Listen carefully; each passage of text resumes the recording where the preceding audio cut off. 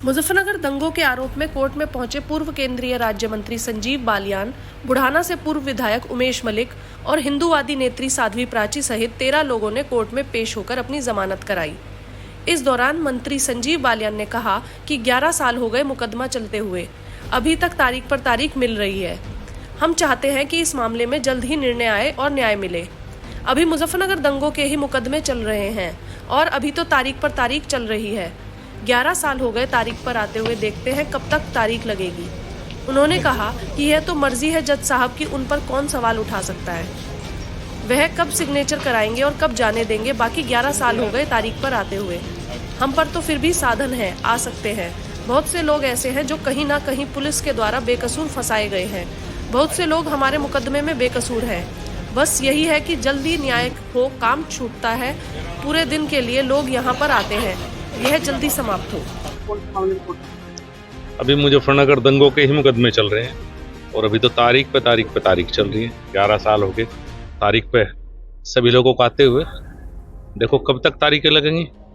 मंत्री आज कई घंटे हुए आपको कोर्ट में थे आप, क्या राज काफी देर लगी? क्योंकि जब भी हर बार आते थे जल्दी चले जाते थे। इस बार भाई ये तो मर्जी है कोर्ट की, जज साहब की, उस पर कौन सवाल उठा सकता है।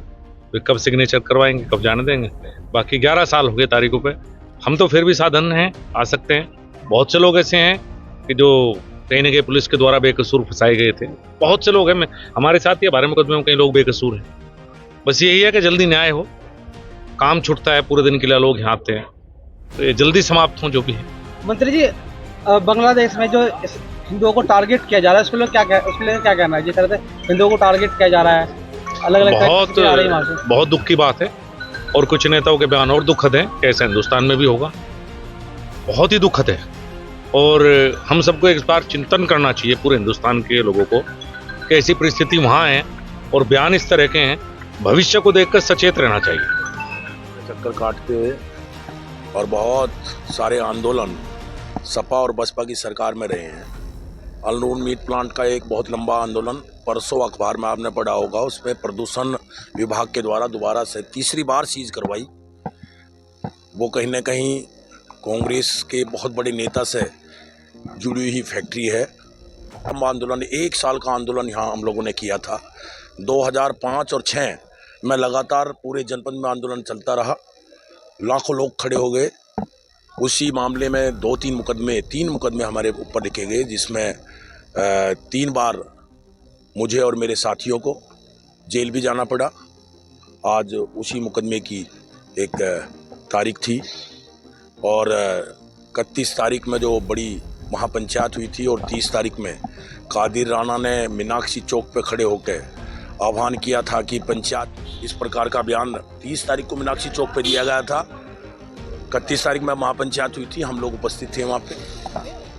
वो मुकदमा डॉक्टर संजीव बालियान और मैं और सुरेश राणा और जितने भी वरिष्ठ नेता भारतीय जनता पार्टी के हिंदू नेता, सब लोगों पे वो मुकदमा भी चल रहा है। उसकी भी आज चार्ज पे लगना था, लेकिन सभी लोग उपस्थित ना होने के कारण चार्ज पे नहीं लग पाया।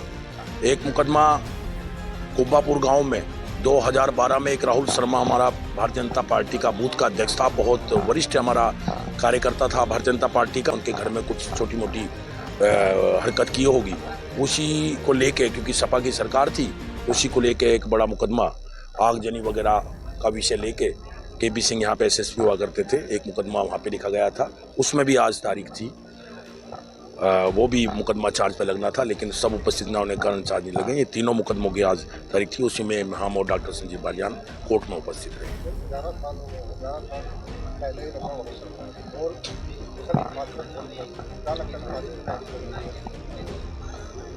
लगातार 11 साल हो गए। 31 तारीख का अक्टूबर का मामला है, तो चल ही रहा है, फास्ट ट्रैक में चल रहा है। लेकिन क्योंकि अब चार्ज पर आया है मुकदमा, आरोप तय होने वाला समय आया था, लेकिन आज भी 14 लोग थे उसमें। हमारे गुरुजी वीरेंद्र सिंह प्रमुख का तो देहांत हो गया है, 13 लोग अब बचे हैं और 13 में से आज केवल 8 लोग उपस्थित थे। जब तक सारे लोग उपस्थित नहीं होंगे आरोप तय नहीं किया जा सकता, चार्ज पे नहीं लगाया जा सकता। लेकिन मैं समझता हूँ कि यह मुकदमा तय होने की स्थिति में जल्द ही आ जाएगा। बहुत घिनौनी हरकत बांग्लादेश में हो रही है। हमारे मंदिर तोड़े जा रहे हैं, हमारे समाज की माताओं बहनों के साथ बदतमीजी हो रही है, हमारे समाज के लोगों की हत्याएं भी हो रही हैं, कहीं सोशल मीडिया पे इधर उधर दिखाई दे रहा है। लोकतंत्र वहाँ पे बिल्कुल समाप्त हो गया है। निश्चित रूप से हमारे प्रधानमंत्री, हमारे वरिष्ठ नेता इसके बारे में चिंतन कर रहे हैं कि जो घिनौनी हरकत बांग्लादेश में हो रही है, इस घिनौनी हरकत से कैसे बचा जाए, ये विचार हो रहा है, चिंतन हो रहा है। नहीं, ऐसा कुछ नहीं होने वाला। बहुत ही मजबूत और सुरक्षित हमारे देश में सरकार चल रही है, और कोई भी इस प्रकार का विषय होगा तो बहुत ही मजबूती के साथ हमारे वरिष्ठ नेता, हमारे कांग्रेस सरकार में बैठे हुए बहुत मंत्री लोग इसे सुलझाने का काम करेंगे।